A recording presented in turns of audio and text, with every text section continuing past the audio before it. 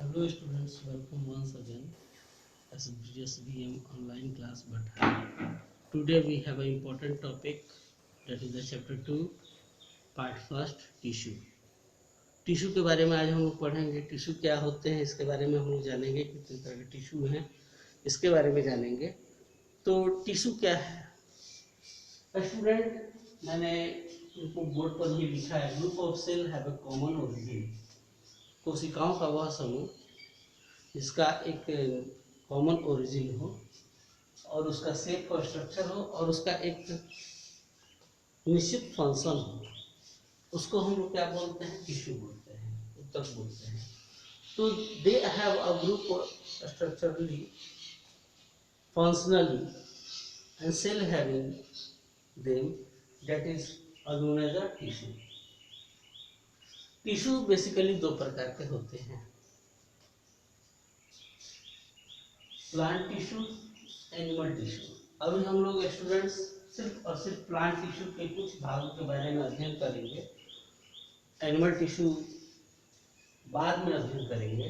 तो plant tissue जो होते हैं वो बेसिकली दो प्रकार के होते हैं, मेरिस्टेमेटिक होते हैं और परमानेंट होते हैं। मेरिस्टेमेटिक का मतलब ही होता है to divide, to form new.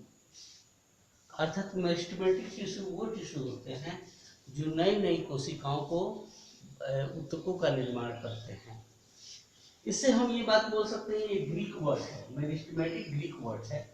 और मेरिस्टेमेटिक का मतलब ही होता है डिवाइडेड, और डिवाइड होने के बाद से न्यू कोशिकाओं का फॉर्मेशन होता है। तो ये न्यू कोशिकाओं का फॉर्मेशन पौधे के विभिन्न भागों में होता है।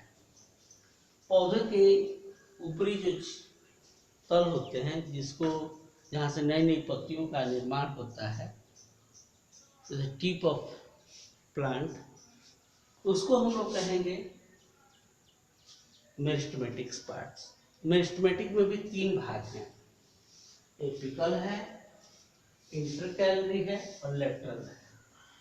तो मेरिस्टेमेटिक टिश्यू के बारे में कुछ बताते हैं।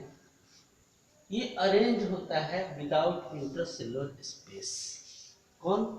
मेरिस्टेमेटिक टिश्यू का कैरेक्टर है कि बिना इंटरसेलुलर स्पेस की ये क्या रहता है, ये ऑर्गेनाइज रहता है। दूसरी बात यह है कि ये जो सेल्स होते हैं मे बी स्फेरिकल, ओवल और पॉलीगोनल। स्फेरिकल, ओवल, पॉलीगोनल भी हो सकते हैं मेरिस्टेमेटिक। तीसरी बात है स्टूडेंट्स, साइटोप्लाज्म डेंस होता है, घना होता है। सेल के में चैप्टर में पढ़ाए थे व्हाट इज साइटोप्लाज्म। तो वो घना होता है और डेंस होने के साथ में vacuole are small and absent. Vacuoles small भी होते हैं और एब्सेंट भी होते हैं। तो ये बात हो गई। अब इसमें बात आती है, तीन चार बातें बताई तुमको मेरिस्टेमेटिक को। रोक रोक करके वीडियो को लिख लेना कॉपी में और उसको याद करना। अब बात आती है एपिकल, शीर्ष भाग। एपिकल को शीर्ष भाग कहते हैं। एपिकल जो होते हैं बेसिकली ये टिप सिस्टम पर पाए जाते हैं। टिप माने होता है ऊपर में, यहाँ फिगर थोड़ा सा देखो, ये हो गया टिप्स पार्ट, एपिकल पार्ट है, ये एपिकल पार्ट है। और ये एपिकल पार्ट है और साथ में ये जो होते हैं एपिकल मेरिस्टेम्स, रूट में भी होते हैं, स्टेम में भी होते हैं और लीव्स में भी होते हैं।